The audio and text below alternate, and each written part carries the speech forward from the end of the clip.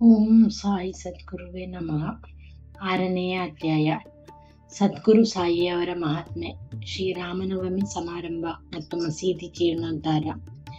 ಗುರುವಿನ ಹಸ್ತಸ್ಪರ್ಶದ ಮುಕ್ತಿ. ನಿಜವಾದ ಗುರುವಿನ ಸಹಾಯದಿಂದ ಸಂಸಾರ ಸಾಗರವನ್ನು ಸುಖವಾಗಿ ದಾಟಬಹುದು. ಸದ್ಗುರು ಎಂಬ ಪದವು ಶ್ರೀ ಸಾಯಿಬಾಬಾರವರನ್ನು ಜ್ಞಾಪಕಕ್ಕೆ ತರುತ್ತದೆ. ನನ್ನ ಮುಂದೆ ನಿಂತುಕೊಂಡು ನನ್ನ ಹಣೆಗೆ ಉದಿಯನ್ನು ಹಚ್ಚಿ ನನ್ನನ್ನು ಆಶೀರ್ವದಿಸುತ್ತಿರುವ ಹಾಗೆ ಭಾಸವಾಗುತ್ತದೆ. ನನ್ನ ಹೃದಯದಲ್ಲಿ ಸಂತೋಷವು ತುಂಬಿ ನೇತ್ರಗಳ ಮೂಲಕ ಹೊರಹೊಮ್ಮುತ್ತಿರುವ ಹಾಗೆ ಕಾಣುತ್ತದೆ. ಗುರುವಿನ ಹಸ್ತಸ್ಪರ್ಶದಲ್ಲಿ ಮಹಾಶಕ್ತಿ ಅಡಗಿದೆ. ಆಸೆ ಆಕಾಂಕ್ಷೆಗಳನ್ನೊಳಗೊಂಡ ಈ ದೇಹವನ್ನು ಯಾವ ಬೆಂಕಿಯಿಂದ ದಹಿಸಲು ಸಾಧ್ಯವಿಲ್ಲವೋ ಅಂತಹ ಈ ಶರೀರವು ಗುರುವಿನ ಹಸ್ತಸ್ಪರ್ಶದ ಶಕ್ತಿಯಿಂದ ದಹಿಸಲ್ಪಡುವುದು. ಪೂರ್ವಜನ್ಮದ ಪಾಪಗಳೆಲ್ಲವೂ ನಾಶವಾಗಬಲ್ಲವು. ಯಾವ ನಾಸ್ತಿಕರು ದೇವರ ಹೆಸರನ್ನು ಕೇಳಿದರೆ ರೋಷವನ್ನು ಕಾರುತ್ತಾರೆಯೋ ಅಂತಹವರು ಕೂಡ ಶಾಂತರಾಗಿ ಪರಿವರ್ತನೆಯಾಗಬಲ್ಲರು.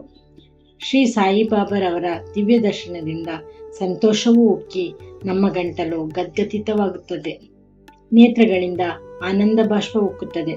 ಅದು ನಮ್ಮಲ್ಲಿ ನಾನೇ ಅವನು ಅಂದರೆ ಬ್ರಹ್ಮ ಎಂಬ ಜ್ಞಾನವನ್ನುಂಟು ಮಾಡುತ್ತದೆ. ನಾನು ನನ್ನದು ಎಂಬುದನ್ನು, ನಾನು ನೀನೆಂಬ ವ್ಯತ್ಯಾಸಗಳನ್ನು ದೂರ ಮಾಡುತ್ತದೆ.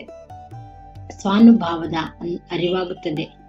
ನಾನು ಮಹಾಕಾವ್ಯಗಳನ್ನು ಓದಲು ಆರಂಭಿಸಿದರೆ ಪ್ರತಿಯೊಂದು ಘಟ್ಟದಲ್ಲಿಯೂ ಸದ್ಗುರುವಿನ ನೆನಪಾಗುತ್ತಾರೆ.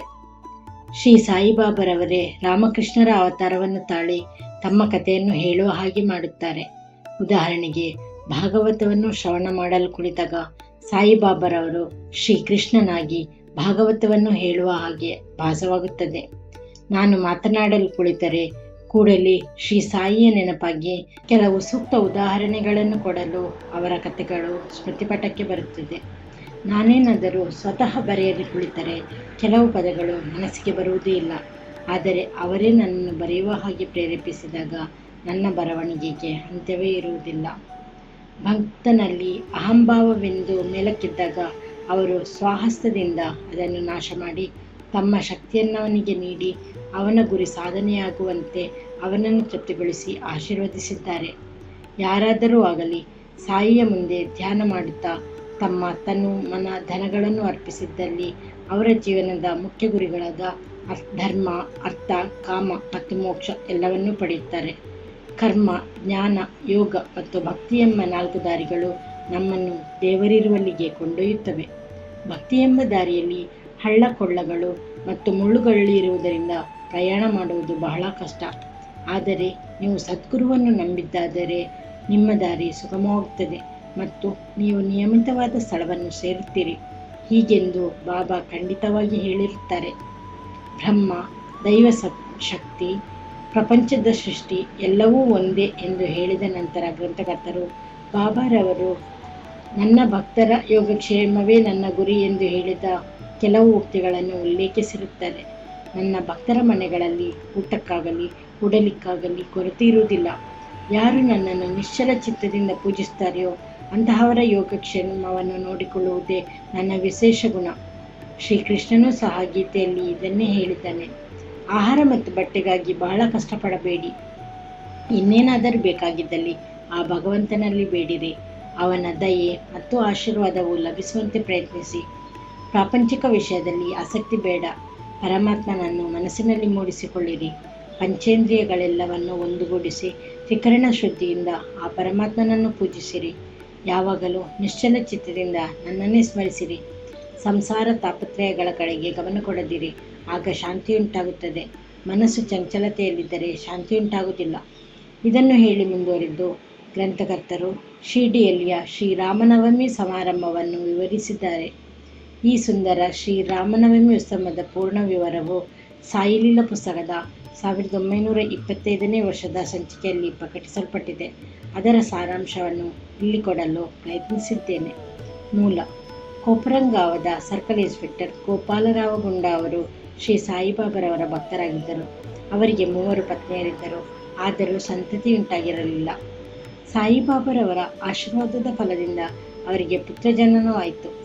ಆ ಸಂತೋಷ ಸಮಾರಂಭದಲ್ಲಿ 1892ರಲ್ಲಿ ಶಿರ್ಡಿಯಲ್ಲಿ ಒಂದು ಜಾತ್ರೆ ಅಥವಾ ಉರುಸ್ ನಡೆಸಬೇಕೆಂದು ತೀರ್ಮಾನ ಮಾಡಿ ಸಾಯಿಬಾಬಾರವರ ಭಕ್ತಿ ಮಂಡಳಿಯ ಮುಂದೆ ವಿಷಯವನ್ನಿಟ್ಟರು.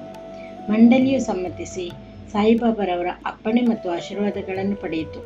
ನಂತರ ಜಿಲ್ಲಾಧಿಕಾರಿಗಳಿಗೆ ಅರ್ಜಿ ಸಲ್ಲಿಸಿದರು. ಆ ಗ್ರಾಮದ ಪಟೇಲನ್ನು ಅದಕ್ಕೊಪ್ಪದೆ ವಿರುದ್ಧವಾಗಿ ಬರೆದಿದ್ದರಿಂದ ಜಿಲ್ಲಾಧಿಕಾರಿಯವರು ಒಪ್ಪಿಗೆ ನೀಡಲಿಲ್ಲ. ಬಾಬಾರವರ ಆಶೀರ್ವಾದದ ಫಲದಿಂದ ಮತ್ತೊಮ್ಮೆ ಪ್ರಯತ್ನಿಸಿ ಜಯಶೀಲರಾದರು. ಉರಸ್ ಶ್ರೀರಾಮನವಮಿ ದಿನವೇ ನಡೆಯಬೇಕೆಂದು ಬಾಬಾರವರ ಸಲಹೆ ಮೇರೆಗೆ ನಿರ್ಧಾರವಾಯಿತು. ಈ ಎರಡೂ ಉತ್ಸವಗಳು ಒಂದೇ ದಿನ ನಡೆಯಬೇಕೆಂಬ ಬಾಬಾರವರ ಸಲಹೆಯನ್ನು ಸೂಕ್ಷ್ಮವಾಗಿ ಪರೀಕ್ಷಿಸಿದರೆ ಹಿಂದೂ ಮತ್ತು ಮಹಮ್ಮದೀಯರ ಐಕ್ಯಮತಕ್ಕೋಸ್ಕರವೇ ಈ ರೀತಿ ಬಾಬಾ ಹೇಳಿದಂತೆ ಕಂಡುಬರುವುದು. ಭವಿಷ್ಯದಲ್ಲಿ ಬಾಬಾ ಅವರು ಈ ಧ್ಯೇಯವನ್ನು ಸಾಧಿಸಿದರು. ಅನುಮತಿ ದೊರಕಿತು. ಆದರೆ ಕಷ್ಟಗಳು ಉದ್ಭವಿಸಿದವು. ಶಿರ್ಡಿಯಲ್ಲಿ ನೀರಿನ ಅಭಾವವಿತ್ತು. ಅಲ್ಲಿ 2 ಬಾವಿಗಳು ಮಾತ್ರ ಇದ್ದವು.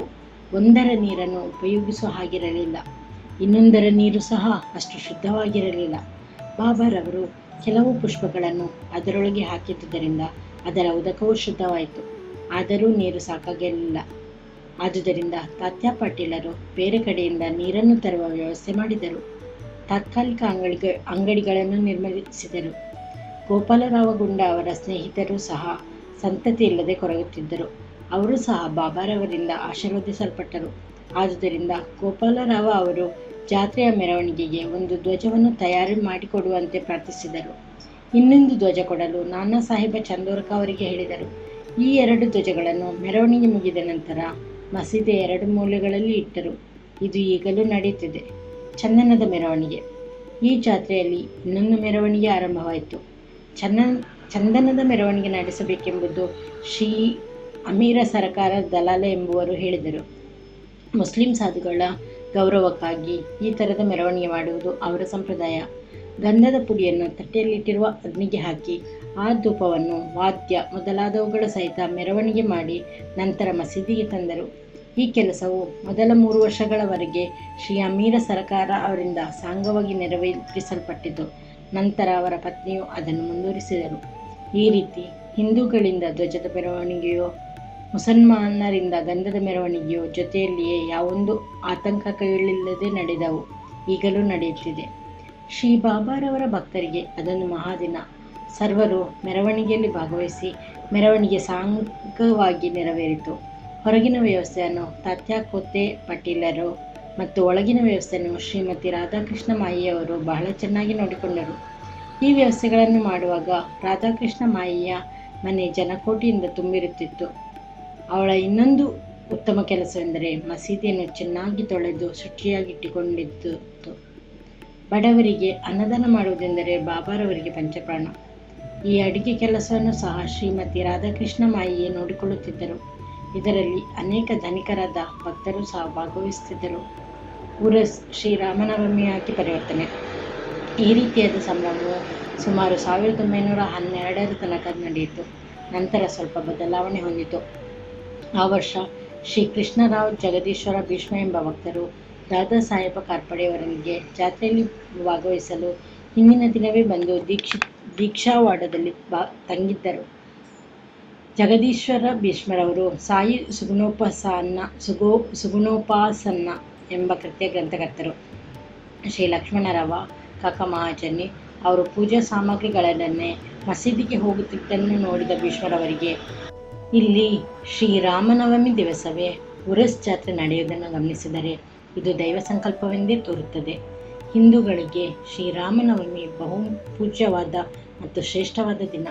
ಆದ್ದರಿಂದ ನಾವು ಇಲ್ಲಿ ಶ್ರೀರಾಮನು ಹುಟ್ಟಿದ ಹಬ್ಬವನ್ನು ಏಕೆ ಆಚರಿಸಬಾರದು ಎಂಬ ಭಾವನೆ ಹೊಳೆಯಿತು. ಕಾಕ ಮಹಾಜನಿಯವರಿಗೆ ಅದನ್ನು ತಿಳಿಸಿದರು. ಅವರಿಗೂ ಒಪ್ಪಿಗೆಯಾಯಿತು. ಬಾಬಾರವರ ಆಜ್ಞೆ ಪಡೆಯಲು ಏರ್ಪಾಡಾಯಿತು. ಆದರೆ ಆ ದಿನ ದೇವರ ಕೀರ್ತನೆಯನ್ನು ಹಾಡುವ ಹರಿದಾಸರದೇ ದೊಡ್ಡ ಸಮಸ್ಯೆಯಾಗಿತ್ತು. ಆಗ ಭೀಷ್ಮರವರು ತಾವು ಬರೆದಿರುವ ರಾಮಾಖ್ಯಾನ ಕೀರ್ತನೆ ಮಾಡುವುದಾಗಿ ಮುಂದೆ ಬಂದರು. ಕಾಕ ಮಹಾಜನಿಯವರು ಹಾರ್ಮೋನಿಯಂ ನುಡಿಸಲೊಪ್ಪಿಸಿದರು. ರಾಧಾಕೃಷ್ಣ ಮಾಯಿಗೆ ಶುಂಠಿ ವಾಡ ಅಂದರೆ ಸಕ್ಕರೆ ಮತ್ತು ಶುಂಠಿ ಪುಡಿ ಮಿಶ್ರಣ ಪ್ರಸಾದದ ತಯಾರಿಕೆ ವಹಿಸಿದರು. ಈ ಎಲ್ಲ ಅನುಕೂಲತೆಗಳನ್ನು ಸಿದ್ಧಪಡಿಸಿಕೊಂಡು ಬಾಬಾರವರ ಆಜ್ಞೆ ಪಡೆಯಲು ಮಸೀದಿಗೆ ಹೊರಟರು. ಸರ್ವಜ್ಞರಾದ ಬಾಬಾರವರು ನಿಮ್ಮ ಛತ್ರದಲ್ಲಿ ಏನು ನಡೆಯಿತು ಎಂದು ಕಾಕ ಮಹಾಜನಿಯವರನ್ನು ಕೇಳಿದರು. ಕಾಕ ಮಹಾಜನಿಯವರು ಉತ್ತರ ಕೊಡಲಾಗದೆ ಮೂಕರಂತೆ ನಿಂತರು. ನಂತರ ಬಾಬಾರವರು ಭೀಷ್ಮರನ್ನು ಪ್ರಶ್ನಿಸಿದರು. ಭೀಷ್ಮರವರು ಎಲ್ಲ ವಿಚಾರವನ್ನು ವಿಶದವಾಗಿ ವಿವರಿಸಿದರು. ಅದನ್ನು ಕೇಳಿ ಬಾಬಾರವರು ಒಪ್ಪಿಗೆ ಕೊಟ್ಟರು. ಆಗ ಸರ್ವರೂ ಆನಂದಭರಿತರಾಗಿ ಶ್ರೀರಾಮನವಮಿ ಹಬ್ಬಕ್ಕೆ ಬೇಕಾದ ವಸ್ತುಗಳನ್ನು ಆಣೆ ಮಾಡತೊಡಗಿದರು. ಮಸೀದಿಯನ್ನೆಲ್ಲ ಶೃಂಗರಿಸಿದರು. ರಾಧಾಕೃಷ್ಣ ಮಾಯಿಯು ತೊಟ್ಟಿಲನ್ನು ಶೃಂಗರಿಸಿ ಬಾಬಾರವರ ಪೀಠದ ಮುಂದೆ ಇಟ್ಟಳು. ಜಯಂತಿಯ ಕಾರ್ಯಕಲಾಪಗಳು ಆರಂಭವಾದವು. ಭೀಷ್ಮರವರು ಕೀರ್ತನೆ ಮಾಡಲು ಎದ್ದು ನಿಂತರು. ಮಹಾಜನಿಯವರು ಹಾರ್ಮೋನಿಯಂ ನುಡಿಸಲನ್ನು ಆದರು. ಆಗ ಬಾಬಾರವರು ಮಹಾಜನಿಯವರಿಗೆ ಕರೆ ಕಳುಹಿಸಿದರು. ಆಗ ಮಹಾಜನಿಯವರು ಬಾಬಾ ಈ ಉತ್ಸವ ನಡೆಸಲು ಒಪ್ಪುವರೋ ಇಲ್ಲವೋ ಎಂಬ ಸಂದೇಹದಿಂದ ಅವರ ಬಳಿಗೆ ಬಂದು ನಿಂತರು. ಆಗ ಬಾಬಾರವರು, ಇದೇನು ಸಂಭ್ರಮ, ಇಲ್ಲಿಗೆ ತೊಟ್ಟಿಲು ಕಟ್ಟಿರುತ್ತೀರಿ ಎಂದು ಕೇಳಲು ಭೀಷ್ಮರವರು, ಇಂದು ಶ್ರೀರಾಮನವಮಿ, ಭಗವಾನ್ ಶ್ರೀರಾಮನ ಜನ್ಮದಿನ, ಆದುದರಿಂದಲೇ ಈ ತೊಟ್ಟಿಲು, ಈ ಸಮಾರಂಭ ಎಲ್ಲವೂ ಎಂದು ಉತ್ತರಿಸಿದರು. ಇದನ್ನು ಕೇಳಿದ ಬಾಬಾರವರು ಮಹಾಜನಿಯವರಿಗೆ ಒಂದು ಹಾರವನ್ನು ಹಾಕಿ ಭೀಷ್ಮರವರಿಗೆ ಹಾಕಲು ಮತ್ತೊಂದು ಹಾರ ತರಲು ಹೇಳಿ ಕಳುಹಿಸಿದರು. ನಂತರ ಕೀರ್ತನೆ ಪ್ರಾರಂಭವಾಯಿತು. ಕೀರ್ತನೆ ಮುಗಿದ ನಂತರ ಜಯರಾಮ ಜಯರಾಮ ಎಂಬ ನಾಮಘೋಷವು ನಭೋಮಂಡಲವನ್ನು ಮುಟ್ಟಿತು. ಗುಲಾಲ ಎರಚಿದರು. ಗುಲಾಲ ಪುಡಿ ಬಾಬಾವರ ಕಣ್ಣುಗಳಲ್ಲಿ ಬಿದ್ದುದರಿಂದ ಅವರು ಕೋಪೋದ್ರೇಕದಿಂದ ಗರ್ಜಿಸಿದರು. ಎಲ್ಲರೂ ಭಯಭೀತರಾಗಿ ಓಡಲು ಆರಂಭಿಸಿದರು. ಅವರ ಭಕ್ತರಲ್ಲಿ ಕೆಲವರು ಬಾಬಾರವರ ಪ್ರಕೋಪವು ಅವರ ಆಶೀರ್ವಾದ ರೂಪವಾಗಿದ್ದುದು ಎಂದು ಮನಗಂಡಿದರು.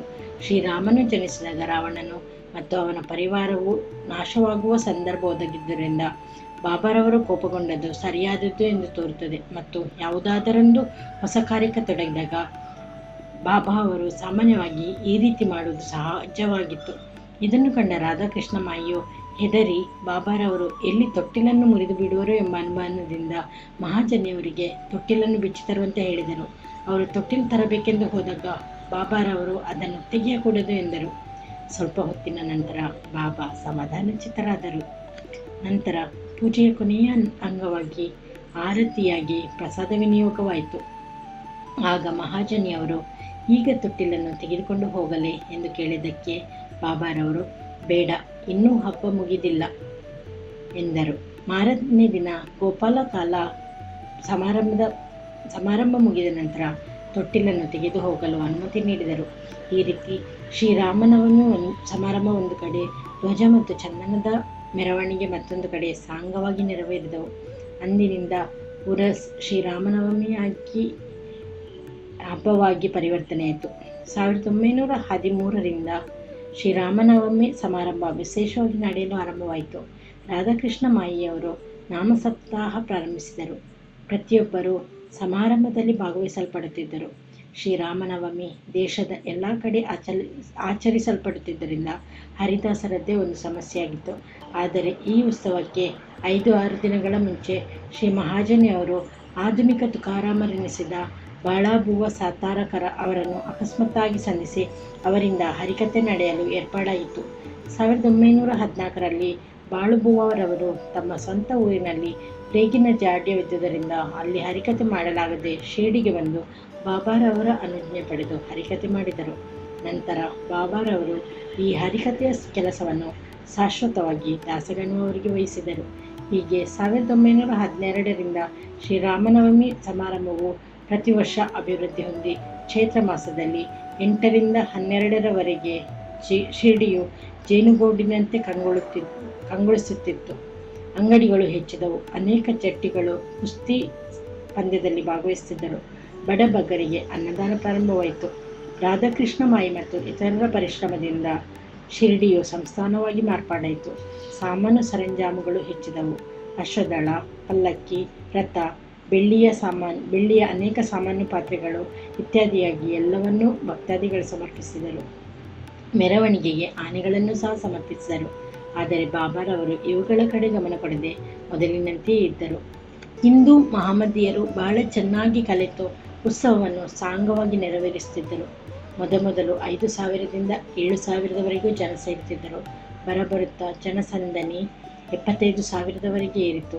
ಆದರೂ ಯಾವ ಥರದ ಅಂಟುರೋಗದ ಸುಳಿವಾಗಲಿ ಗಲಭೆಯಾಗಲಿ ಆಗುತ್ತಲೂ ಇಲ್ಲ. ಮಸೀದಿಯ ದುರಸ್ತಿ.